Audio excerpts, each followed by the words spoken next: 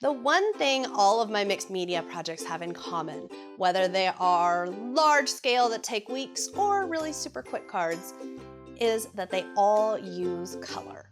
In this lesson, I am going to talk to you about some of my favorite color mediums, as well as mixing and matching mediums that you have in your own stash, and how best to create interesting color combinations on your projects. For this project, I'm going to be creating a little tag here as our example. So let's go ahead and get started. The first thing I have a manila tag. Now do remember, you're welcome to use cardstock. You're welcome to work on any size or shape. I'm just using this as an example because I find tags when I'm experimenting with new things to be a wonderful way to start. I've put a little bit of gesso on this because, as I mentioned in lesson 1, I do often like to have that non-porous surface to work on top of. Colors just sit a little better in some situations, and this is definitely one of those because we are going to be using a lot of different mediums. Now, once you have applied your gesso, you will just want to either use a heat tool or just give it a couple minutes to dry because we will want it completely dry before we start. I've got a completely dry tag, so we are ready to roll, and I'm going to be working with these Dina Wakley stamps. I just love these stamps. They're so pretty and they're so much fun to color, so they're the perfect thing to play with here.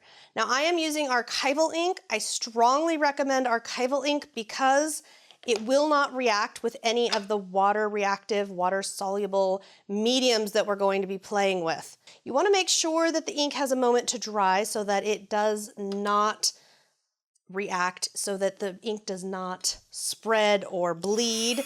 Once it's dry, it is totally set and will not interact with any of the other layers that we're going to put on. The heat tool is just helping me speed things along. Once we're satisfied, we can begin the fun. So the first thing I'm going to do is I'm going to move these stamps out of my way, and I'm going to hold on to this rose stamp. We're going to work with this one first for our background.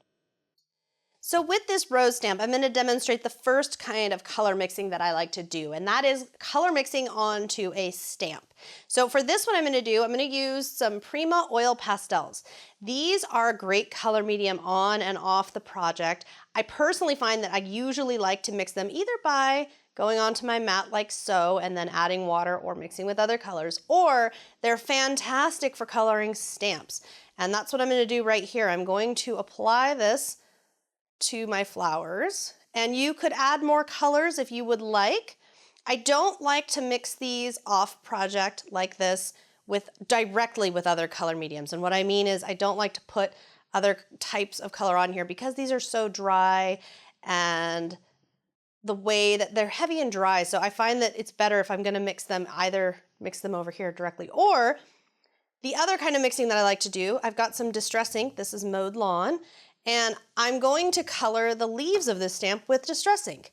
So I'm not directly mixing, these won't actually mix together, but they're gonna work together here to stamp my background. Now once these are on, you're in no rush. In fact, if you walk away, if you forget about it, if you're doing other stuff, if you're taking your time maybe and putting lots of different color mediums on here, you don't have to worry because you're going to squirt just once a light mist with some water, and then we're going to stamp onto our project. And it's so much fun to make, and you can just keep, as you can see, I can just keep stamping. Those Prima oil pastels, they have a lot of color to them, and you can stamp and stamp and stamp like so. And just like that, we've already created a mixed media tag. We already have our background.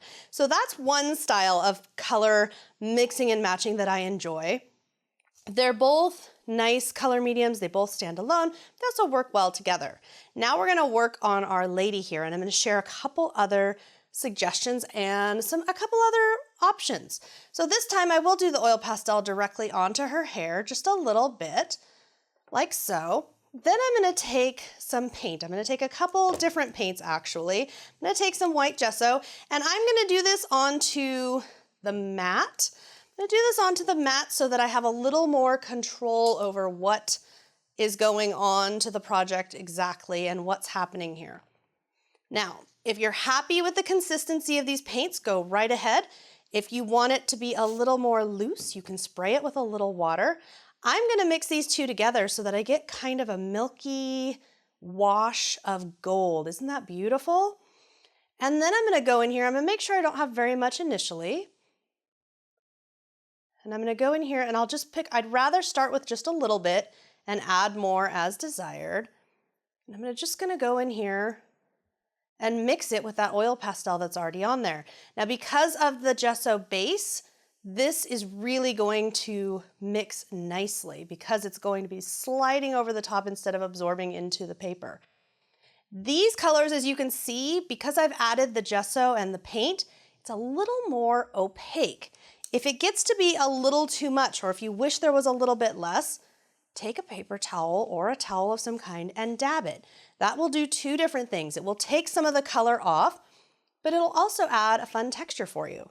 Now, once we've got her hair done, we can work on the rest. You can work on this in any order you would like. If you still like the colors that you have going, you can add them like so. You can mix. Okay, so now I can come and pull some of that pink that I had put on the mat and mix together off the project here, mix together my colors. And a couple of things you're gonna wanna be aware of. First of all, you're gonna wanna be aware of when you're working with opaque colors versus sheer colors. Only because, as you saw here, when there is a little more coverage to your color, you could end up covering things up. You could end up covering stamp lines or other elements of your project that you didn't want to. Now, the heat tool is not necessary, but I like it because it speeds the drying process along so that I don't have to sit and wait for paint to dry. Once it is dry, though, you can continue. I do recommend that you wait a little bit between layers. Just a little bit. You're gonna wanna do that just so that when you go to make more colors, you're not ending up making mud. And by making mud, what I mean is if we add too many colors and we just keep adding more and more and more colors, eventually it's just gonna become overwhelmed and things are gonna start to take on kind of a brownish, muddy look. And we definitely don't want that. Now here I have some green acrylic paint that I'm going to squeeze out just a little bit. Like I've said before, mixing off the mat, it gives me more control. It lets me control how much and what I am putting on the project. And I'm going to put just a little bit to accent the leaves. One other way that you can do your color mixing, and that's what I'm going to show you here, is you can add a layer like so, let it dry, and then add another layer. Or, again off the project, this time with Lucky Clover Distress Ink. The other thing that you could possibly do, and that's what I'm going to do here, Distress Ink makes a great watercolor type coloring if you just put it on the mat and then pick it up. And because I put it on the mat and picked it up, I don't have to worry about the acrylic paint mixing with the Distress Ink and ruining my ink. I'm working off the mat. And then look, as I pick this up, you can see while wet, acrylic paint's going to be set once dry, but while wet, I can come up with kind of a semi-opaque color that's unique. Now we got a little more coloring to do here. I'm going to use some oil pastel. This time, if I want, I can directly put oil pastel on. I only recommend this when you're working with a surface that's coated in gesso because it is going to give you a much smoother look. And if it's not blending enough, yes, you can be totally crazy and just spray that project with water to get stuff going. All of the mediums here that have the acrylic paint in them, when they're dry, they should set. And what I mean by that is they shouldn't still react when you go back over them. Other mediums, for example, these flowers, let me show you.